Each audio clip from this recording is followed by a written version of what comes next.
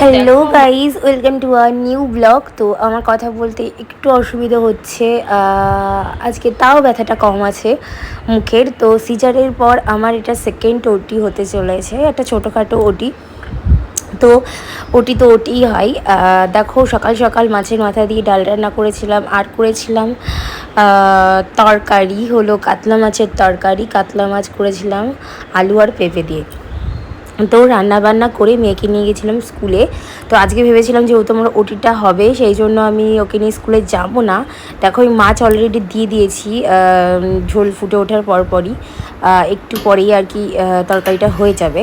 তো তারপরেও আমি মেয়েকে নিয়ে স্কুলে কেন গেছিলাম, যেটা বলছিলাম আর কি, গেছিলাম এই জন্যই কারণ মেয়ের ছিল সেদিনকে বেঙ্গলি পরীক্ষা। তো দেখো, আমার মেয়ে একদম রেডি হয়ে বসে পড়েছে, ওকে আমি খাইয়ে নিয়ে যাব আর কি স্কুলে। স্কুল থেকে বাড়ি এসে পুজো দিয়ে তাড়াতাড়ি রেডি হয়ে নার্সিংহোমে চলে গেছিলাম।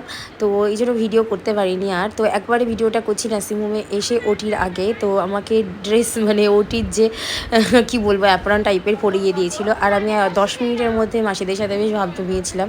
তো আমার ওটিটা হয়েছিল মুখে, তো এই জন্য আমার কথা বলতে এখনও অসুবিধা হচ্ছে। তো আর মুখে একটা মটর দানার মতো গোটা উঠেছিল, যেটাকে ডাক্তারি ভাষায় বলে মিউকাস সিস্ট। তো সেই মিউকাস সিস্টটা অপারেশন করা হয়েছিল। তো মুখে টিচ পড়েছে 4টে, এই জন্য আমার এখনও কথা বলতে একটু অসুবিধা হচ্ছে।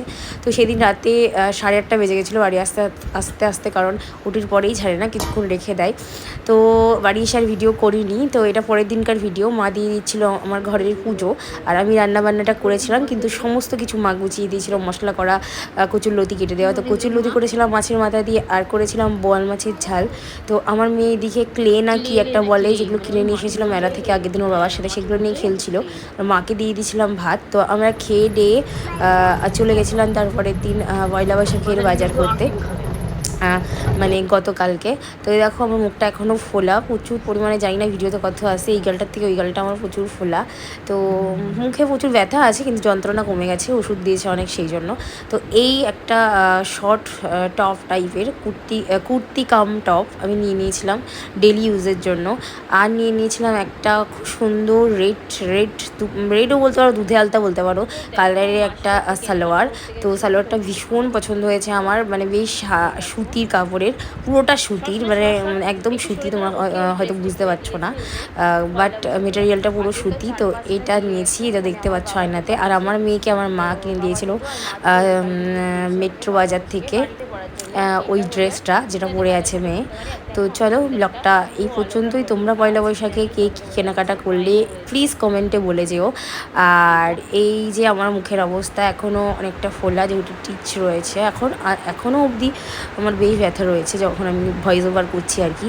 তাও আর কি কষ্ট করেই ভয়েস ওভার দিচ্ছি। তো চলো, ব্লগটা এই পর্যন্তই। দেখা হচ্ছে নেক্সট ব্লগে। সবাই খুব ভালো থেকো, সুস্থ থেকো, টাটা।